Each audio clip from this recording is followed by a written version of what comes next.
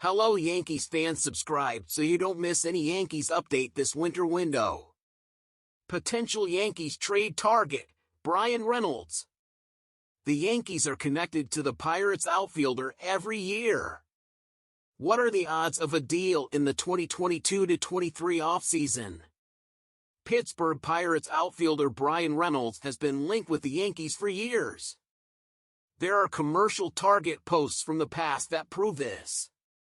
However, he was in his pre-arbitration years and a settlement was always unlikely, until now.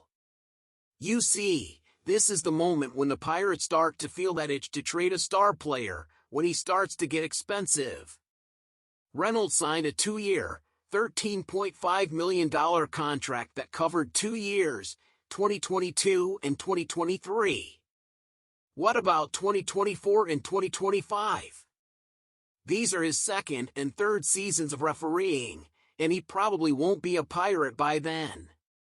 Theoretically, since he signed on an affordable salary for the 2023 campaign, Pittsburgh could keep him for another season.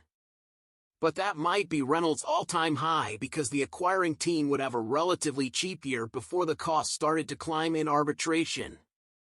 If they aren't keeping it, which they probably aren't considering, they've traded with Garrett Cole, Tyler Glasnow, Austin Meadows, Josh Bell, Jameson Taillon, Joe Musgrove, Starling Marte, Andrew McCutchen, Corey Dickerson and Francisco Liriano since 2017. The perfect time to trade it is now. The Pirates recently released their promotional schedule for the 2023 season, and Reynolds is nowhere to be seen.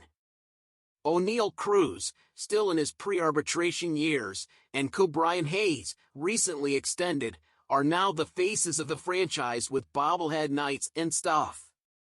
Just as the Los Angeles Angels left Shohei Ohtani off their promotional schedule after July, the Pirates had no room for Reynolds, who comfortably led the team last year in home runs, 27, and WRC+, 125. Conspiracy theories aside, it goes without saying that Reynolds would fit the Yankees like a glove. He's young, 27 years old, has a powerful stick, is cheap and controllable and can play midfield in a pinch, although he's clearly better suited for a corner. He had his best season in 2021, when he hit .302/, .390/, 522 with 24 home runs, 93 runs, 90 RBI, and 141 WRC+ in 646 plate appearances. He hasn't been too bad this year either, hitting .262/0.345/0.461 with 27 round trips and a 125 WRC+. Between the last two campaigns, he accumulated 9.0 F/WAR. When he's at his best, Reynolds is a hitter with plenty of pop in all fields and a solid batting average. He's a hitter with no obvious handicap in the pack, 127 WRC+ left-handed, 120 right-handed, so he's an obvious lineup for the Yankees. He is not a total hitter and has a lot of contact ability. He can also do this from both sides of the board. Defensively, he has taken a giant step back this season. In 2021, he covered center field and had -5 defensive runs saved, DRS, and an above-average 10 outings, OAA. This year, he was at -14 and -7 respectively. That won't do the trick, but with Harrison Bader in the fold, he might not be required to play as much at center. His StatCast profile shows that he hits the ball hard, but it also shows his defensive issues in 2022.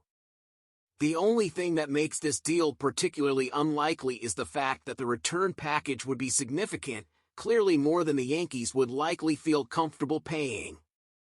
The Pirates would understandably ask for the moon, and the Yankees might not be willing to part with their best young players. They do have a need in left field, though, and Reynolds is the type of impact player who can help them take the next step. Aaron Hicks has been below average for a few years now, and Andrew Benintendi is a free agent. They can always put Oswaldo Cabrera in there if Aaron Judge returns, but there's room in the lineup and roster for Reynolds.